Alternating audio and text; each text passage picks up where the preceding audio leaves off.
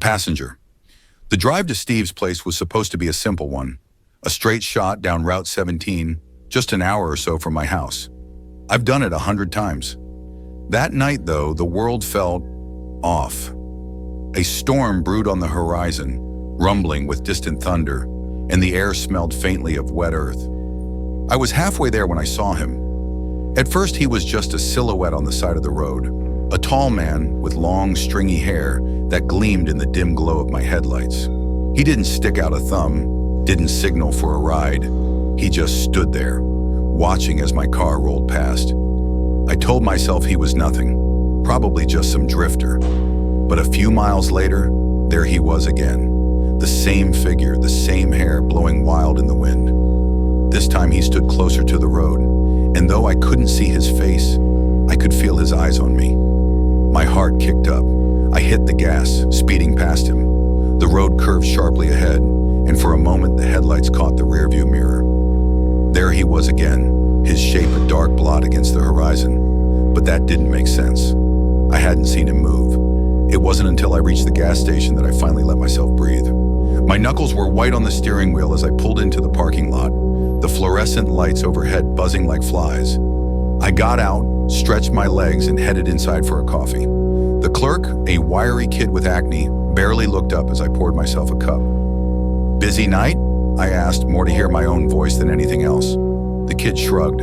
"Quiet, just you and the guy outside." My stomach dropped. "What guy?" "The one in the hoodie," he said, jerking his thumb toward the window. I turned, and sure enough, there he was.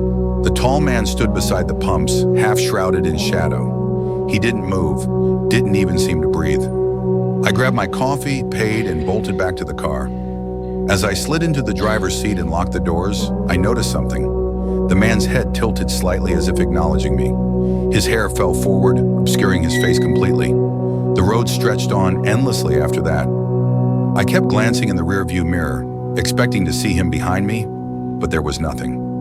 Just the empty black top and the faint hum of my tires. When I finally reached Steve's place, it was nearly midnight.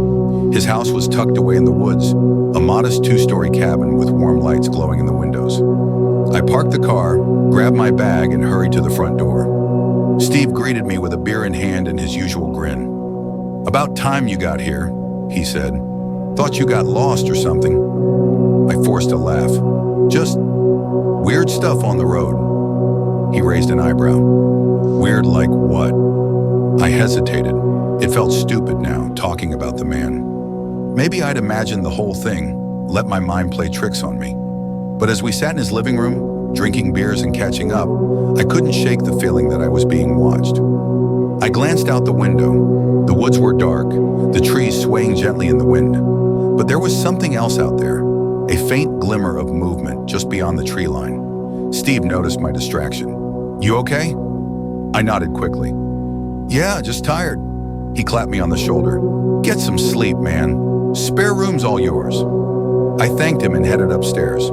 The room was small but cozy, with a twin bed pushed against the wall and a single window overlooking the backyard. I locked the door, drew the curtains, and collapsed onto the bed. Sleep didn't come easy.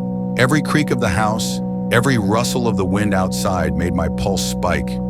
I kept seeing that man in my mind's eye, his faceless head, his unnatural stillness. At some point, I must have drifted off. When I woke up, the room was cold. Too cold. The kind of chill that seeps into your bones and makes it hard to move. And then I heard it, a faint tapping at the window. I froze, my heart pounded in my chest as the sound came again, louder this time. Tap, tap, tap. I didn't want to look, but something compelled me, some primal need to face the thing I feared most. I turned my head slowly, and there he was. The tall man stood just outside the window, his long hair plastered to his face by the rain. His hand pressed against the glass, pale and skeletal, and for the first time, I saw his eyes. They were black, not just dark, but impossibly black, like twin voids that swallowed everything around them. He smiled then, a thin, horrible grin that stretched too far across his face. I scrambled backward, my breath coming in short, ragged gasps. The tapping turned into pounding, the glass rattling in its frame. And then, Just as suddenly as it had started, it stopped. The room was silent. I stayed up the rest of the night, clutching a baseball bat I'd found in the closet. When morning came, I crept downstairs to find Steve in the kitchen, frying eggs.